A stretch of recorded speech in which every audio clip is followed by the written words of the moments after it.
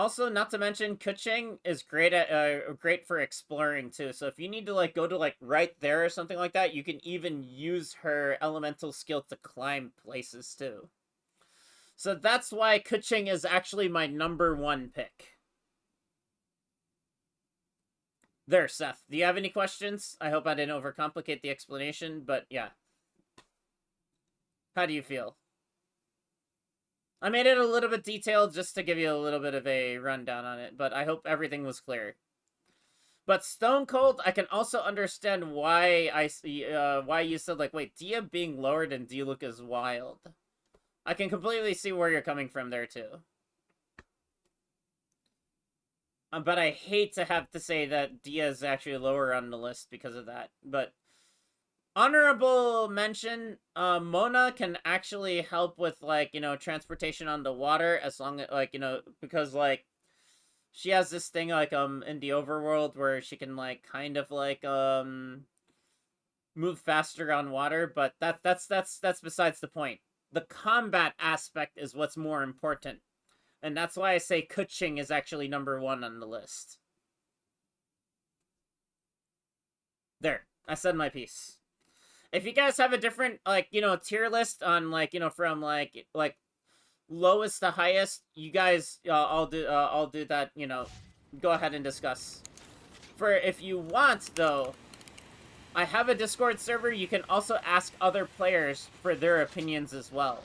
We're a pretty active community. We do talk a lot, like, we mainly talk about Genshin Impact, but we do talk about other games too, like Zenless Zone Zero, Where Winds Meet, Wuthering Waves. Yes, that's where, not to mention, I even hang out in voice chat. You can ask me there from time to time too, whenever I'm in there as well.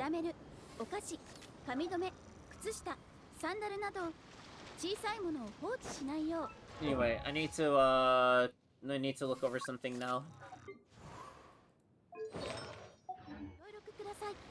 Actually, this is what I would need to change too, because then, like, because her energy recharge is actually quite low in this build. It'd actually be a little more advised that she uses them somewhere around the lines of another Favonius sword, just so that she can provide,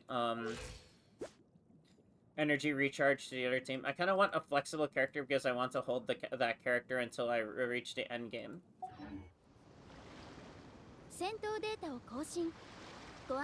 Yeah, Kuching is a good choice. Then.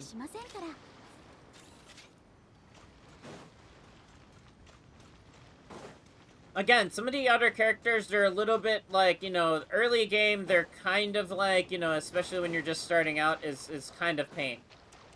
Because if I picked a DPS, I feel like I might replace that character if I got a stronger DPS.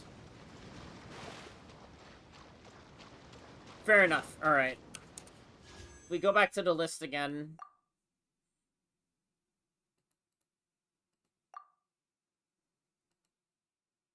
Okay, early game characters. Let's get this out of the way. We're just gonna TLDR it.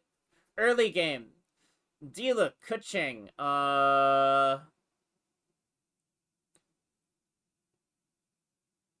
Actually, Tignari can be early, mid, and late game, if you like bow characters.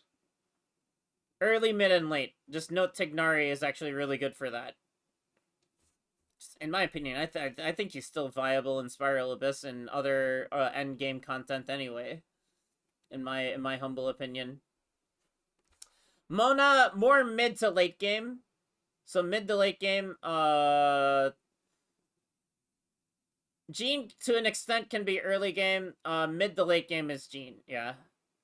I like bows, but my aim sucks. There. So don't use Tignari then.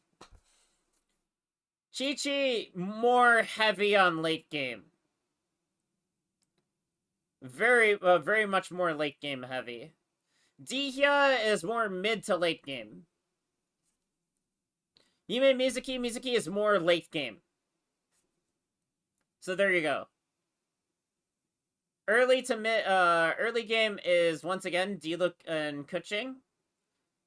But again, could be debatable because if you have more built characters, you could easily use those two characters as well.